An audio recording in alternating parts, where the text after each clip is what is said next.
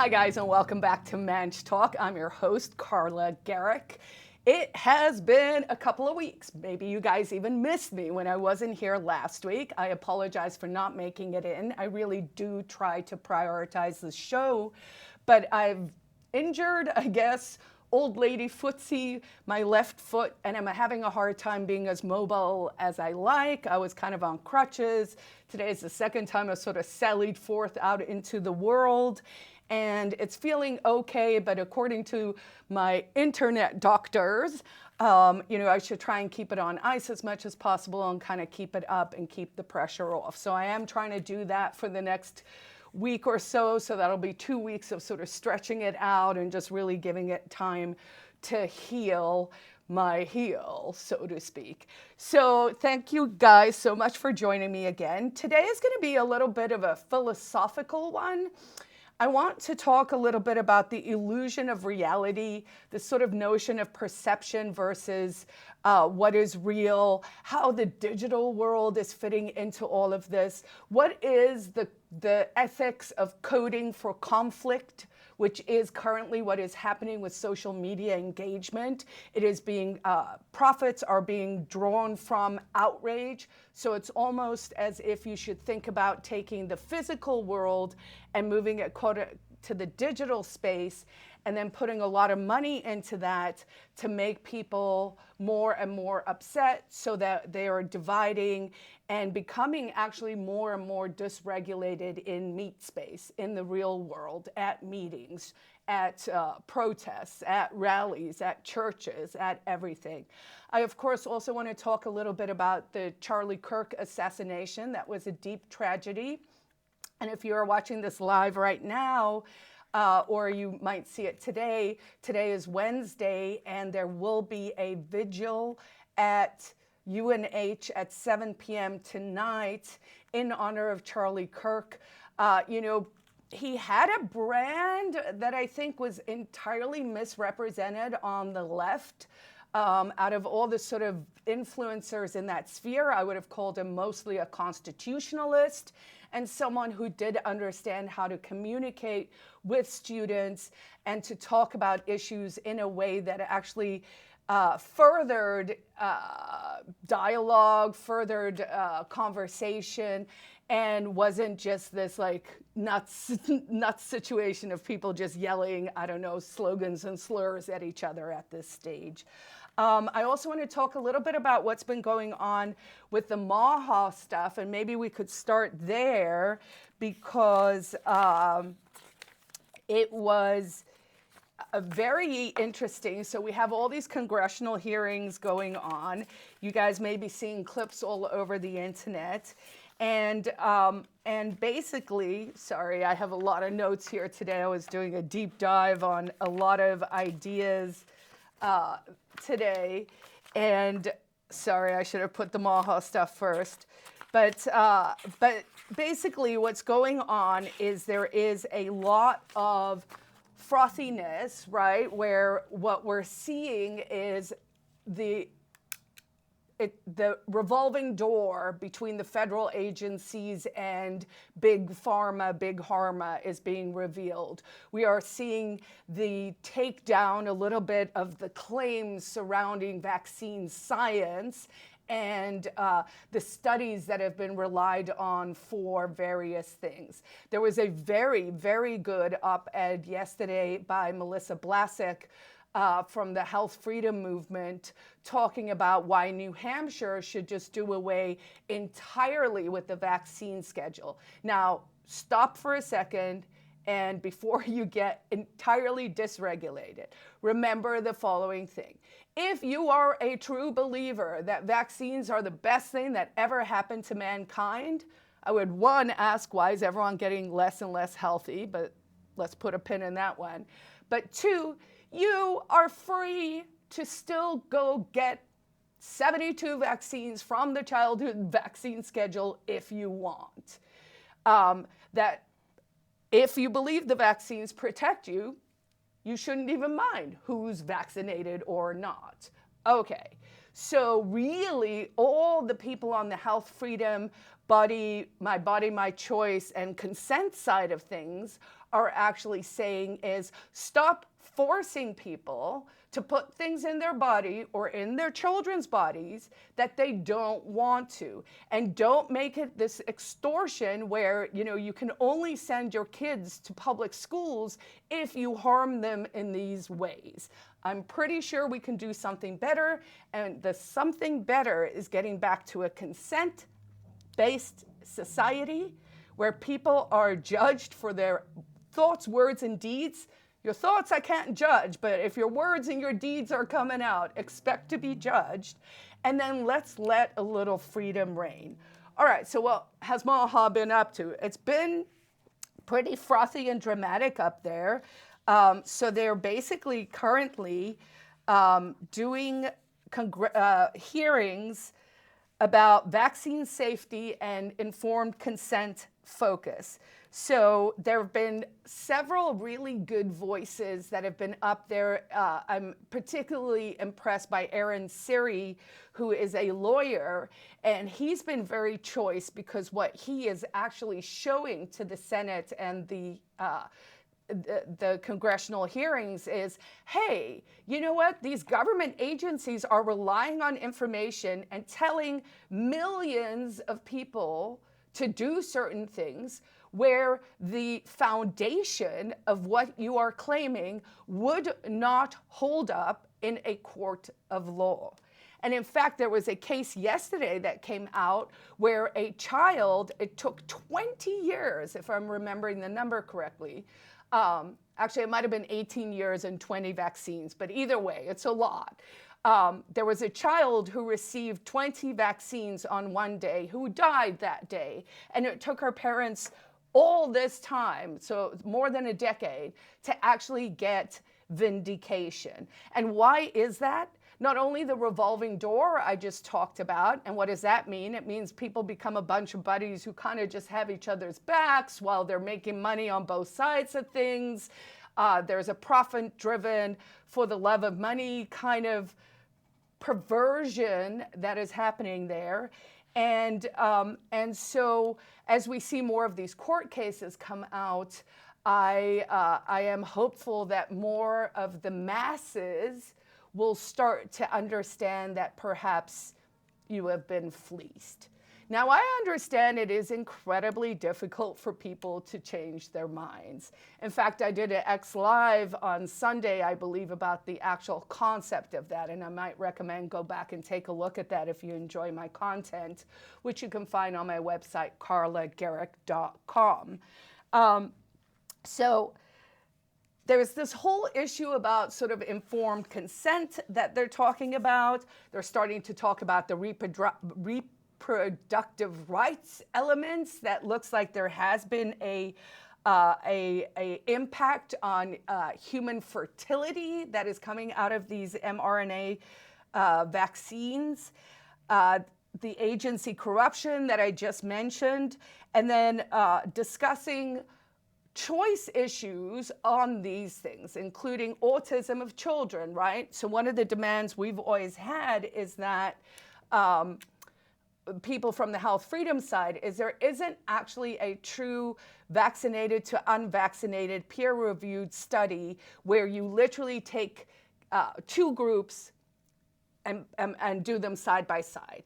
And then now that study has been done, and it is clear as day that the children who are vaccinated have much worse medical and health outcomes, including autoimmune diseases, asthma, allergies. We all know about the peanut allergy that just miraculously started one day. Whenever you have these things where you're like, that doesn't really make sense, but somehow the whole world has become convinced this is how it is, that's usually a tell that there's something fishy going on. There's talk about the nutrient-dense foods, right? So this whole issue of the processed foods and the red dyes and all these things. I mean, just to give you guys an example, actually in Europe, they have, I'm almost going to flub the numbers, but sorry, I should have had better notes, but it's sort of, but it's by magnitudes. Let's say there are like 70,000 food additives that are legal in the USA, and there are 400 that are legal in the EU. Whatever the numbers are, the delta is that big. So the question becomes, why is the American market the garbage disposal of all of these things? So here's the reason, in case you want to know, is that when smoking science, because please do remember there were congressional hearings where all the lawyers and all the experts on cigarettes sat down for decades and told your government, who then told you that smoking doesn't cause cancer and it couldn't possibly. So anyway, when everyone saw the light or saw through those lies and those manipulations, all those lawyers and all those scientists had to go somewhere, and they all went to the food industry, and they took the exact same play and they did it, except this time they did it to more people. They're doing it to children. And if we don't turn the ship around, we're in for big trouble for mankind. And I'm not overstating that. We are the wealthiest we have ever been, and we are the unhealthiest we have ever been. And that should not be the future. So still cautiously optimistic that we can figure these things out and get things back on track. Now, I want to pivot to this idea about the illusion of reality and how people are actually perpetuating untruths. And the way I want to explain this is the following.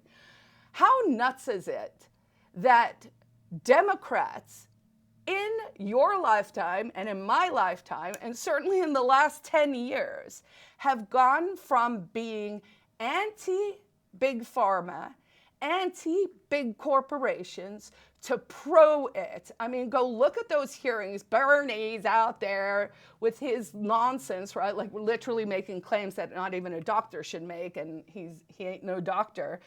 So using that sort of notion of, isn't it crazy that people are literally on the exact opposite sides of what they were 10 years ago, is the manipulation of statism. That is where the work lies. That's where we should be looking, because those are the tells. So Democrats actually built their brand railing against big business, right? Occupy Wall Street, the Bernie Bros, all of that, right? Elizabeth Warren, and they're all still up there. How old are they? Can they get out of the way and let some other people in there? So they used to go after big pharma for price gouging, right? The opioid crisis, all of it. Now they are all sitting there taking millions of dollars from big pharma and telling you they are now, again, on the right side, which clearly they cannot be, right? So you should really be very, very skeptical when people start saying things and you're just like, how did this happen? So now I'm going to tell you how it happened. So what does coding for conflict mean? Coding for conflict means that we're designing software or algorithms that are exacerbating the polarization and harm that we are seeing in the world. And this is how they're doing it. Here are 7 points. So coding for conflict, which I don't know, was just a term I came up with this morning. Hopefully it'll stick, and maybe it's been around already, but this is how I'm thinking about it. It amplifies polarization. So they prioritize engagement, and the things that engage people are anger and outrage and hate. Now, that's on us as humans, like I keep spreading my love around the internet and my engagement keeps going down, but, we keep trying. All right, so this kind of amplifying of polarization actually fuels ideological echo chambers, and then you actually start to see people showing up in real life behaving like buffoons for no particular reason. Like, they're bringing this, energy from the internet into the world, and I'm like, what are you doing? All right, coding for conflict helps spread misinformation because it actually promotes virality. My husband's going to be so glad I didn't say virility, which is what I usually say. Virality over accuracy, right? So they seed misinformation and you're off to the races because no one's double checking what's true or not. Coding for conflict actually enables cyber warfare, from Stuxnet back when they destroyed Iran's nuclear powers, to all kinds of nation-state hacking, hacking each other, geopolitical tensions, diplomatic wires, the whole WikiLeaks world, all of that, right? Coding for conflict also undermines your privacy. We are ushering in a surveillance-based state, and we saw it with this Charlie Kirk assassination. I am watching everyone take the opposite position of what they were taking 2 weeks ago, right? So everyone's like, yay, they followed him on the toll roads and they knew exactly where he was, and we need more of that. No, we don't need more of a surveillance state. We don't need more of a police state. We don't need more thought police. It automates discrimination. So biased algorithms can perpetuate inequalities. So this is the stuff with facial recognition, some of the profiling in different neighborhoods, all of that. Now, here are the last 2 of the 7 points of coding for conflict, and then we're going to talk a little bit about what is perception versus reality. All right, so coding for conflict, meaning if you are consuming a lot of social media and you kind of feel like your personality might even be changing, know that you are actually being manipulated to be radicalized. And it's a way the algos are pushing people to extremes on this side and this side, right? And then everyone fights, and then everyone in the middle makes money, right? So they want to get you hooked. So they get you hooked with prolonged engagement tied to real world violence, and that is how they get you. So that you get addicted to worse and worse and worse behavior, and that becomes your like brain snack. And I mean, should you be snacking your brain on that? No, you should not. And then last but not least, coding for conflict actually destroys trust in institutions. So now we're going to have the deep fakes. We're going to have, no one's ever going to know politically what someone said or what someone didn't say. In fact, I don't even know that we'll be able to say anything on the internet is real anymore. There's a part of me that is quite excited by that reality, because I think it will force us as humans back into real world communities. And I think that's probably a healthier space, to the extent that we are not bringing our internet personas and personalities and problems and dysregulations and mind control and propaganda into the real world. Now, politics is the art of hypocrisy. But we, especially we as libertarians, but definitely we as free staters, should be better than that. So now I'm going to ask you guys, let's talk a little bit about like truth and how people are showing up and how they're behaving, and you know what we're doing here, right? So I talk a lot on my other media channels and my lives and the contents I create that I put up on my website about alignment. And what is alignment? No, it's not just a hippy-dippy term. It actually stems out of all religions, most of philosophy. It runs across all the disciplines. And really the idea is the more aligned your thoughts, your words, which become your deeds, are, the more you are holistically, authentically yourself. So my question becomes, what are we manifesting when your being, like the way you're showing up in the world, is angry and mean and nasty and rude and callous? If you're the kind of person who started bragging about making other people cry, if you are calling people who you have to work with derogatory names, what is going on? Like, what is motivating you to do that? My supposition is it is an unalignment between your thoughts, words, and deeds. Now, I talk a lot also about sort of how we are showing up in the world. And I think our access to so much knowledge is actually driving people crazy. It has dysregulated their egos in a way, because I think, especially for intelligent people who are seeking answers, they get caught up in this thing where they're like, I have to know everything, and I have to be the smartest person in the room, and I have to dominate or exert power or something, right? But you know what? You don't have to know everything about the world. But here is what you do have to know everything about. In the true Stoic sense, you should know yourself. And again, if you do not have alignment between your thoughts, words, and your deeds, then you are going to feel some kind of that's going to make you behave in certain ways. Now, what could you be doing? You could be journaling, you could be meditating, you could be reflecting, and you could try to identify where those places of cognitive dissonance are now manifesting. Now, let's talk about manifestation a little bit, right? So manifesting is when you are trying to align those things, right? So you are actually saying, I'm trying to manifest the truth, which is the reality of what I think, what I say, and what I do are the same. Do you see how you are now a harmonious unit showing up in the world? And that is true reality, because that is truth. You are fully, authentically showing up with everything about you aligned.